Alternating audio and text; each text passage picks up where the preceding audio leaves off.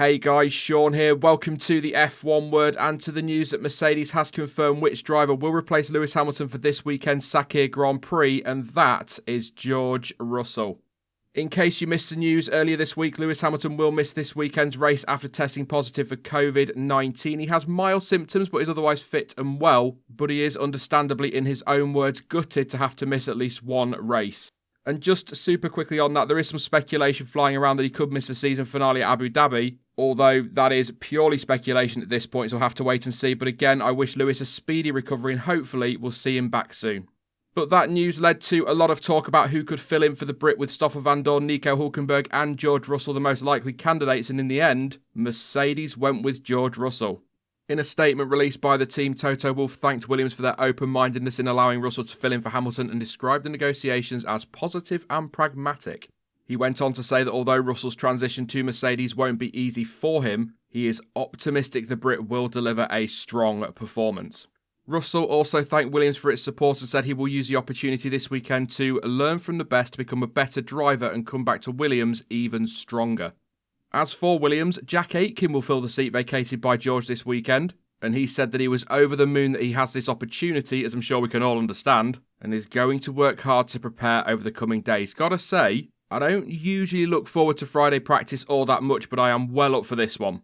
So, there we have it then. George Russell and Valtteri Bottas will be racing for Mercedes this weekend, and whilst I obviously would never ever wish any illness or harm on any driver, I am genuinely so excited to see what Russell can do in that car.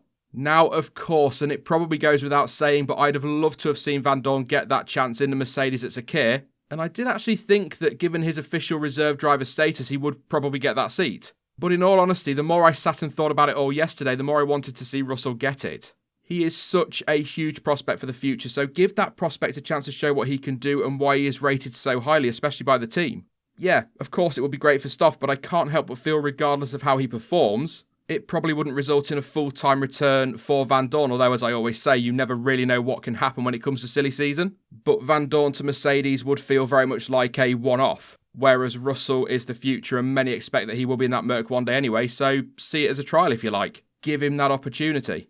And you know, although it is a huge opportunity and he's likely going to feel quite a bit of pressure, I think it's fair to say, Russell kind of has nothing to lose really. And actually, you know, neither do Mercedes. Both titles are wrapped up, so really nothing to lose at all. But on Russell, let's say he does struggle and has a bad weekend. The fact of the matter is he's been rushed in at fairly short notice with very little time to prepare. So Mercedes aren't going to go writing him off because whatever happens, they've always got, for the want of a better term, the excuse to keep him on their books because he was rushed in. I hope you see what I'm trying to get at there. But also, he already has a seat confirmed for 2021, so it's not like his immediate future is on the line either. However, if he absolutely nails it, he might find himself back there in 2022.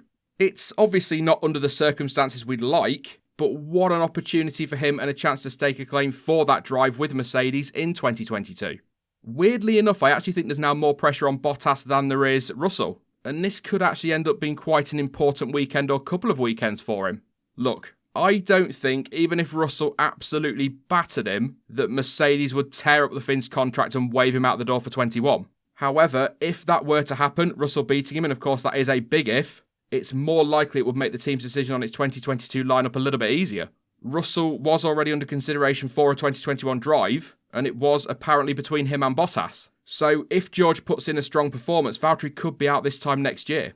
The thing is though, as much as I really do hope we get a great scrap between the two of them, my gut tells me Bottas will still have the edge. Yes, Russell is, as I've already said, a big prospect, but Bottas has been racing with the team since 2017 and has been driving that car all year.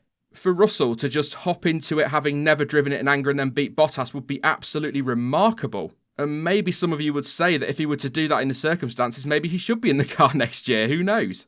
I will say this though, whilst I think the Finn will come out on top in their battle this time out, I feel George will be a lot closer than perhaps some might be expecting.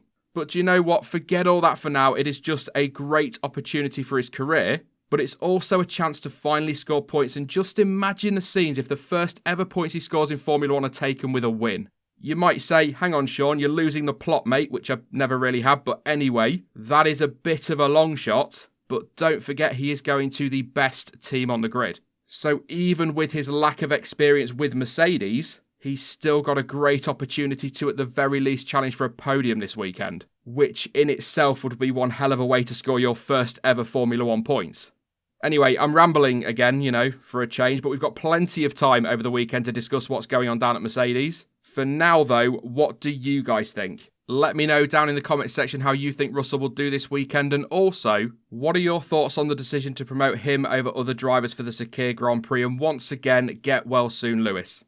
And super quickly, huge congratulations to Jack Aitken as well, another driver with a sudden massive opportunity to show what he can do. And also, as it's not really likely right now that he will be on the F1 grid next year unless something absolutely insane happens, he has nothing to lose and can just go out there and enjoy the experience, so good luck to him. But that is not all this morning. What a busy couple of days this has turned out to be. Yesterday, Haas announced that Nikita Mazepin would drive for the team in 2021, and this morning, the team has finally confirmed that Mick Schumacher will take that second seat alongside the Russian next year. It's been expected for a while now, so I don't think many of you will be shocked by that one, but as I said yesterday, it's always nice to get it officially confirmed. In a statement from the team, Gunther Steiner said he firmly believes that Schumacher has earned his opportunity to move to F1 after a strong year in one of F2's most competitive fields. He also went on to say that the team is building for continued long-term growth, something he's been saying for a while now. And Mick Schumacher added to that by saying he is happy and simply speechless at the prospect of racing in F1 next year and thanked the team for the opportunity. He also said, "I want to acknowledge and extend my love to my parents. I know that I owe them everything. I have always believed I would realise my dream of Formula One." Such a humble young man, and I am really pleased to see Mick make that step up to F1. Obviously, as a Michael Schumacher fan growing up, it would be massively emotional to see that name back on the timing screens next year. But emotions aside, I absolutely think this is the right call from Haas. I've had my doubts about him in the past, and even at the start of this season I wasn't sure that Mick was quite going to be ready to make the move to F1. However, there's no denying he's had such a good season and is favourite to take the F2 title this weekend, and as Gunther Steiner says, in one of the most competitive F2 fields we've possibly ever seen. Okay, some of you might say that he's only won a couple of races this year, but that's kind of F2, we don't often see massive winning streaks in that formula. But he has been massively consistent, and that was an area I was concerned about for him. If there was one thing I always felt with Mick Schumacher, he just needed to step up that consistency, so that shut me up. One other thing I've always been a little bit concerned about with him is the pressure from the media because of that Schumacher name. There's going to be a lot. But in F2 at least, he seems to be able to handle that quite well. So long as he can ignore that in Formula One and keep performing on track, I think he's going to do a really good job and probably enjoy a very long F1 career. Obviously, very early days yet, but I do think he will do well. And I've got to say as well, it's quite a fascinating dynamic at Haas for next season, which I'm very much looking forward to watching play out. There's a few of them on the grid next year. It's just going to be really interesting to see how they compare over the course of the season. As I said on the Russell thing a little bit earlier in the video, though, there's loads of time to talk about this over the weekend. This is just a news reaction video, so I'll not go too deep today. But that wasn't all the news this morning, and it is great news. Possibly, you could argue, the best news of the day. And that is that Romain Grosjean has been discharged from hospital today and will continue private treatments for the burns he suffered on Sunday, but will remain in Bahrain for the time being. Once again, get well soon, Romain. What a hero.